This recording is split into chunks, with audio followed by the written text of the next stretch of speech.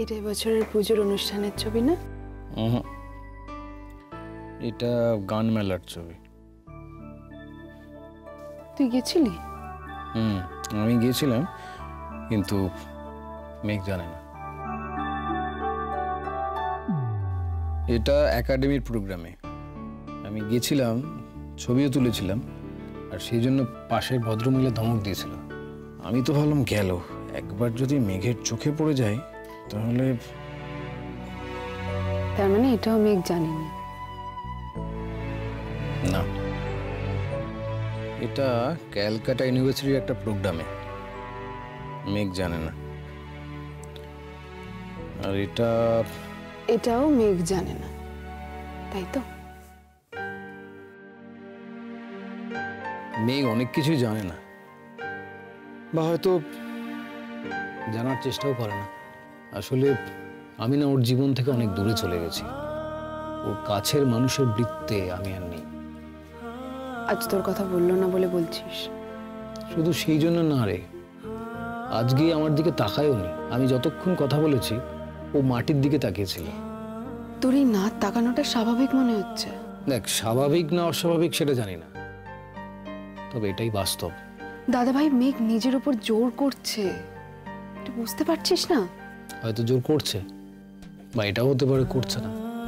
নিজেকে একটা পরিবর্তিত অবস্থার সঙ্গে মানাবার চেষ্টা করছে, এটা আমি বুঝতে পারছি। তুই আজ কেন একবারও গিয়ে ওর সঙ্গে কথা বললি না? কি বলতাম আমি? কেমন আছো টুকু জিজ্ঞেস করতে পারতিস। ও ভালো নেই সেটা আমি জানি। আসলে ময়ূরীর ব্যাপারটা অলমোস্ট পাবলিকলি বেরিয়ে এলো, তো আমি জানি রে এটা ওকে খুব কষ্ট দেবে। ও ফ্যামিলি ব্যাপারটাকে প্রচন্ড রেসপেক্ট করে। দাদা ভাই, তুই জানিস ও ভালো নেই, নিজে গিয়ে একবার কথা বলতে পারতিস। মেঘ কষ্ট পেও না, আমি আছি, এটা বলতে তো পারতিস ওকে। না রে, কথা বলে কোনো লাভ হতো না, ও আমাকে কথা বলতে দিত না। আমি কথা বলতে গেলেই ও সরে যেত। আর আমি না শুধু শুধু ওকে বিব্রত করতে চাইনি। দাদা ভাই, এটাও তো হতে পারে মেঘ অপেক্ষা করছিল আজ তুই ওর সঙ্গে কি কথা বলবি বলে। না, আমি ওকে ভীষণভাবে চিনি, জানি ও না কিছুতেই সেটা প্রকাশ করতো না। ও মনে মনে অপেক্ষা করলেও ও কিন্তু আমার সঙ্গে কথা বলতো না। তুই খুব বেশি জেনে গেছিস। জেনে গেছি তো। এ দেখ, আমি না স্পষ্ট দেখতে পাচ্ছি আজ রাতেও কিন্তু মেঘ ঘুমোতে পারেনি। ও আকাশ পাতাল ভেবে চলেছে। খুব ভালো করে জানি ও কষ্ট পাচ্ছে।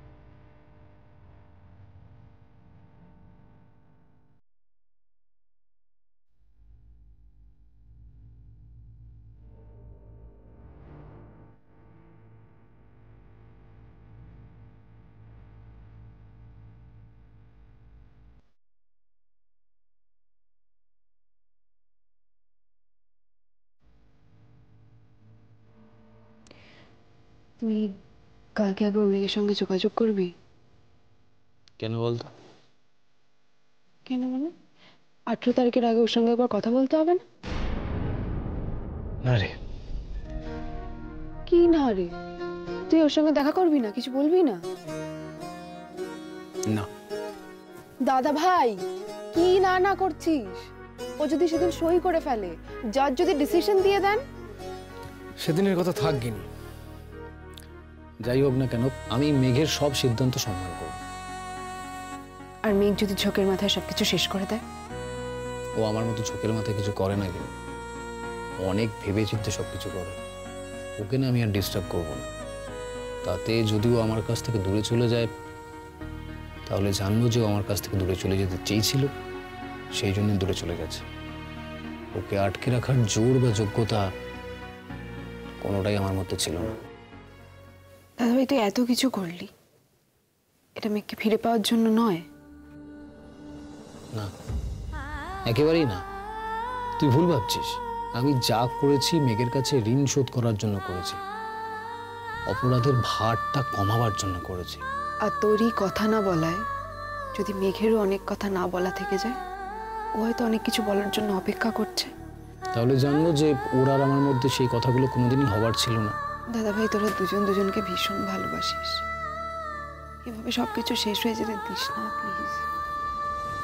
আমার ভালোবাসা খাদ ছিল রে, সেই জন্যই তো ওর জীবনটা এলোমেলো হয়ে যায় বারে বারে।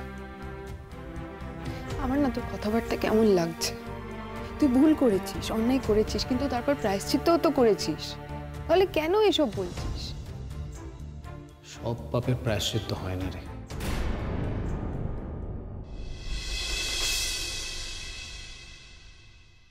বড় বৌমা, আমি জানি তুমি পারবে, তুমিই পারবে। তুমি যেমন করে হোক এই সর্বনাশটা আটকাও। মা এত আশা করো না আমার উপর। আমার মনে হয় না আমার হাতে আর কিচ্ছু আছে বলে। মেঘের সাথে তো কোনো কথাই বলা গেল না। আর নীলও, আমার মনে হচ্ছে মা আমাদের ওই খারাপটাই ভেবে নিতে হবে। দিদি ভাই দেখো, জাজ কিন্তু অনেক সময় দেন জানো তো। উনি যদি বোঝেন যে রিকনসিলিয়েশনের সুযোগ আছে, তাহলে কিন্তু উনি আরেকবার সুযোগ দেন। ছোট, কিন্তু জাজকে তো বুঝতে হবে যে রিকনসিলিয়েশনের স্কোপটা রয়েছে। কিন্তু এরা দুজনে যেভাবে কি ব্যাপার, আমাকে দেখে হঠাৎ করে চুপ করে গেলে মনে হলো? কি নিয়ে ডিসকাশন করছিলে তোমরা? এ কি তোমরা সকলেই এইভাবে শোকগ্রস্ত মুখে কেন রয়েছে বলো তো? মনে হচ্ছে যেন আমি বনবাসে যাচ্ছি, 14 বছরে ফেরার কোনো আশা নেই। নীল, এইভাবে কেন বলছো? এইভাবে বলে না। তোমাদের দেখে কিন্তু তাই মনে হচ্ছে, চিরকালের মতো কেউ চলে যাচ্ছে। দাদু ভাই শোন শোন, ও দাদু ভাই, তুই চিরকালের মতো ওকে যেতে দিবি না তো? আমি কি কোনো কিছুর মালিক ঠাম্মি? তবে যেটা হবে সেটা ভালোই হবে। আমি তোমার সঙ্গে যাই। তুমি সঙ্গে যাবে মানে? আচ্ছা মা, আমি কি প্রাইমারি স্কুলে পরীক্ষা দিতে যাচ্ছি যে তুমি আমার সঙ্গে যাবে? ঠাম্মি দইয়ের ফোঁটা পরিয়ে দেবে, তুমি একদম যাবে না আমার সঙ্গে। না, কিন্তু আমি গেলে কি তোমার কোনো অসুবিধা হবে? সুবিধেও তো নেই কিছু। এই যে কাকামণি যাচ্ছে, কেন যাচ্ছে আমি জানি না। ভেতরে তো আমি শুধুমাত্র মিস্টার সিনহার সঙ্গে ঢুকতে পারবো, আর তো কেউ ঢুকতে পারবে না। আমি সারথি, বুঝতে পেরেছো? গাড়ি চালিয়ে তোমাকে যুদ্ধক্ষেত্রে পৌঁছে দেবো। সেটা তো কোনো দরকার নেই। আচ্ছা আমি কি গাড়ি চালাতে পারি না? না আজকে ভুলে যাব? না না, আসলে তুমি তো আজকে মেন্টালি ডিস্টার্ব থাকবে, তাই আজকে তুমি গাড়িটা চালিও না। একদম। ও দাদু ভাই, আমার কথার জবাব দিলি না তো। তোকে যে আমি জিজ্ঞেস করলাম, তুই ওকে চিরকালের মতো চলে যেতে দিবি না তো? ঠাম্মি, আমি যদি পারতাম তাহলে আমার এই হাত দুটোর মধ্যে সবাইকে আটকে রাখতাম, কিন্তু আমার হাতের ক্ষমতা কতটুকু বলো? সবকিছুই যে ফসকে যায়। আমি এসব কথা শুনতে চাই না। তোকে আমার কথা শুনতে হবে, আমার কথা তোকে রাখতেই হবে। তুই কিছুতেই এই সর্বনেশে বিষয়গুলোতে হ্যাঁ বলে আসবি না। তুই এবার কথা দে, তুই তাকে ফিরিয়ে আনবি এই বাড়িতে। তার সংসারেরটা, তার নিজের সংসার, সেখানে তুই ফিরিয়ে আনবি। আমায় কথা দে। ঠাম্মি, এভাবে ছেলে মানুষই করো না। না, তুই আগে বল, তুই তাকে ফেরত আনবি? জোর করে? একেবারে বলো তো, রাবণের মতো সীতাহরণ করে নিয়ে চলে আসি? জোর কেন করবি দাদা? তোর ভালোবাসার জোর নেই আমি জানি দাদা। যদি তুই একটিবার ওর চোখের দিকে তাকাস, তোর মনের ভাবখানা বোঝাস, যদি মনে মনেও বলিস তোর সাথে আসতে, সে তাহলে না এসে থাকতে পারবে না। বলছো তোমার নাতির মধ্যে একটা শাহরুখ খানের মতো ব্যাপার আছে? আমি পেছন থেকে হিরোইনকে মনে মনে বলবো পালাট, আর সে পেছন ফিরে তাকাবেই। তুই এরকম ঠাট্টা করে হালকা করে দিস না দাদু ভাই। তুই আমায় কথা দে, তুই তাকে এই কথাগুলো বলবি তাকে যে আমার সঙ্গে চলো। তার সংসার, তার স্বজন সবাই তার অপেক্ষায় বসে আছে। তুই বলবি যে তুই তার অপেক্ষায় বসে আছিস। তুমি কি চাও বলো তো ঠাম্মি? আমি খুব কষে কোর্টের কাছে বকুনি খাই? ঠাম্মি দেখো, এটা আইনের ব্যাপার, কোর্টের ব্যাপার। আমি যদি কোর্টে এইসব কথাবার্তাগুলো মেঘকে বলি না, তাহলে আমি কোনো রকম আনডিউ ইনফ্লুয়েন্স করার চেষ্টা করছি, এটা কিন্তু বলতেই পারেন জজ সাহেব। চুপ কর তো, চুপ কর। ওরে, সে তোর স্ত্রী, তুই তার স্বামী। তুই তাকে কিছু বললে কোর্টে কি বলার আছে? মাগো, ওরা দুজন আদালতে দ্বারস্থ হচ্ছে নিজেদের সম্পর্কটাকে নিয়ে। কোর্টে নিজস্ব কিছু নিয়ম আছে মা। আচ্ছা বেশ, ও যদি সুযোগ পায় ও অবশ্যই বলবে, কেমন? বেশ, তোর বলায় আইনে এদিক ওদিক থাকতেই পারে, কিন্তু আমি তো আমার মনের কথাটা বলতেই পারি, তাই না? হ্যাঁ, আমাকে নিয়ে চল তোর সঙ্গে। হ্যাঁ, আমি গিয়ে বলবো তার দুটো হাত ধরে, তুই আমার সঙ্গে ফিরে চল দিদি, ফিরে চল আমার সঙ্গে। সে কিন্তু না বলতে পারবে না, ঠিক আসবে। কেন রে, ওই গেল পুজোয় আসেনি? আমি তার গান শুনতে যেতে পারিনি বলে সে বাড়ি বয়ে এসে আমাকে গান শুনিয়ে যায়নি? গেছিল তো। মাগো, এই গান শোনানো এটা একটা অন্য জায়গা, কিন্তু ওরা যাচ্ছে আদালতে মা, আদালতে। এখানে মনের কোনো জায়গা নেই, এখানে মনের থেকে আইন অনেক উপরে। মা কেন এরকম করছো বলো তো? সেদিন তো গেছিলে তুমি মেঘকে ফিরিয়ে নিয়ে আসতে, এলো না তো, ফিরতে তো ও চাইনি। তোমরা এমন করছো যে এই বাড়ির সঙ্গে মেঘের সম্পর্ক চুকে গেলেই তোমরা খুশি হও। না না মা, কেউ সেটা চায় না। তবে তুমি যেগুলো বলছো সেগুলো সম্ভব নয়। কোর্টে দাঁড়িয়ে যদি আমরা মেঘকে ইমোশনালি ইনফ্লুয়েন্স করার চেষ্টা করি, তাতে এরকম হয় না। ওর বাবা যদি তাতে আপত্তি জানান, তাহলে কিন্তু আমরা সবাই বিপদে পড়ব। ও দাদু ভাই, কিছুই কি করার নেই রে। আমি কিছু হলে তো সেটা আমার আর মেঘের মধ্যে হবে। তোমার সঙ্গে তো মেঘের ডিভোর্স হচ্ছে না, তুমি তার সঙ্গে যেমনকার তেমনই কথা বলবে। দাদু ভাই, আমি কেন এই কথা বলছি তোকে? তোর মন তো না বোঝার মতো নয়। তুই এত হালকা করে কেন নিচ্ছিস দাদু ভাই? হালকা করে নিচ্ছে না ঠাকুর, তোমার কষ্ট পাওয়াটা আমাকে কষ্ট দিচ্ছে।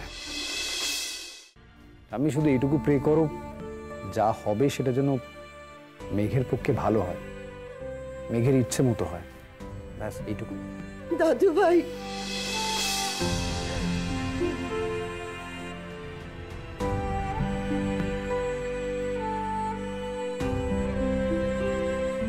নীল, একটা কথা বলবো? বলো। দেখ, আজকে কিন্তু আমার মন একটা অন্য কথা বলছে। সর্বনাশ করেছে তোমার মন, আবার কি ওয়েদার ফোকাস করছে? তা বাজে বকিস না। শোন বুঝলি মা, আমার খালি মন বলছে আজকে দিনের শেষে তুই কিন্তু মেঘকে নিয়ে বাড়ি ফিরবি। ওয়ান্ডারফুল, তাহলে চলো, আর দেরি করো না। দেখো, আগের বার দেরি হয়েছিল, অনেক কিছু হয়েছিল। আজকে যদি দেরি হয় না, তাহলে কিন্তু জজ সাহেব একতরফা সিদ্ধান্ত নিয়ে নেবে। এই না চলো আসছি। এক সেকেন্ড আমি আসছি। তাড়াতাড়ি কর। Hello, yes I confirm. ওকে।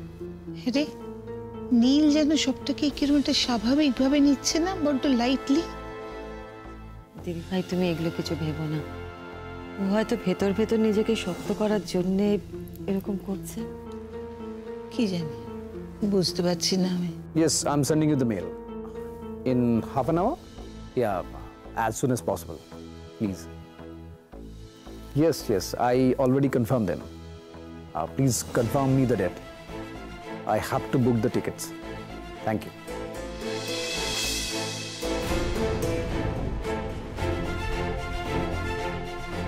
কাকামণি চলো। আরে কোথায় যাবি তুই? টিকিট কাটার কথা বলছিলি। একটা সেমিনারের ব্যাপারে কথা বলছি। কোথায়? দিল্লি।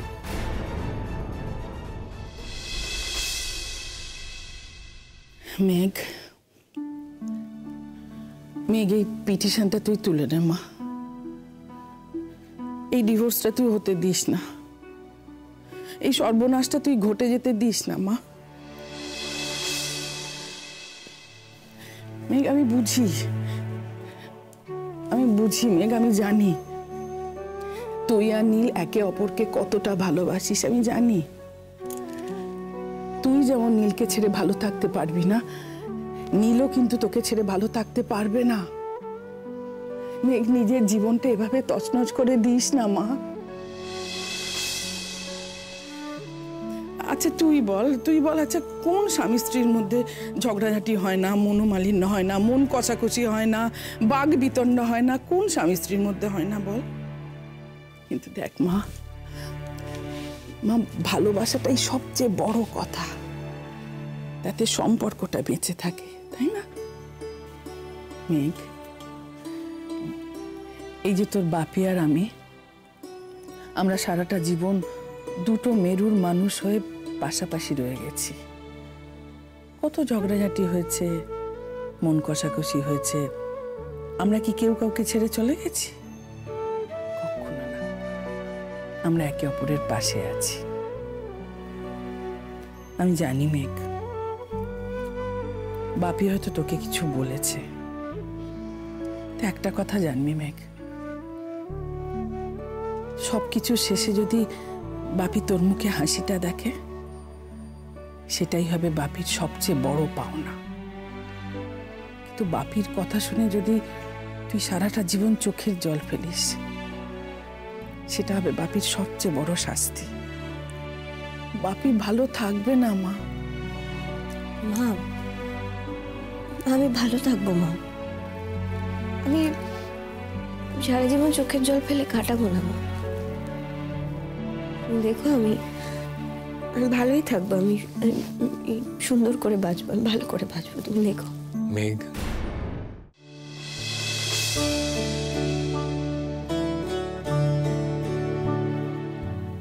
আজকে তোর জীবনের একটা অত্যন্ত ইম্পর্টেন্ট সিদ্ধান্ত নেবার দিন, এটা তো তুই জানিস। কোর্টে হয়তো বেশ কিছু প্রশ্নের মুখোমুখি তোকে হতে হবে। আমি মেন্টালি রেডি আছি বাপি।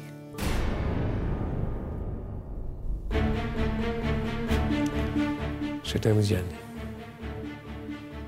আমার মেয়ে জীবনের কোনো পরীক্ষাতেই প্রিপেয়ার না করে যায় না, প্রস্তুত হয়ে যায়। তোকে একটা কথা বলার আছে আমার। প্রথমে তা তুমিও শোনো, শোনার দরকার আছে।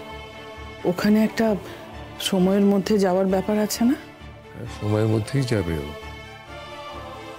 একটা কথা ওকে বলে দিই, তোকে আমি সেদিন বলেছিলাম যে নীল যেন তোর জীবনে আর না থাকে। মনে আছে তুই প্রমিস করেছিলিস আমাকে নীলকে আর জীবনে আসতে দিবি না? মনে আছে বাপি, আর আমি আমার প্রমিস থেকে সরবো না। সরবি না কেন? বাপি বলেছে বলে, বাপির কাছে প্রমিস করেছিস বলে? সেটা যদি নিজের ইচ্ছের বিরুদ্ধে হয়, মনের বিরুদ্ধে হয়, তাও?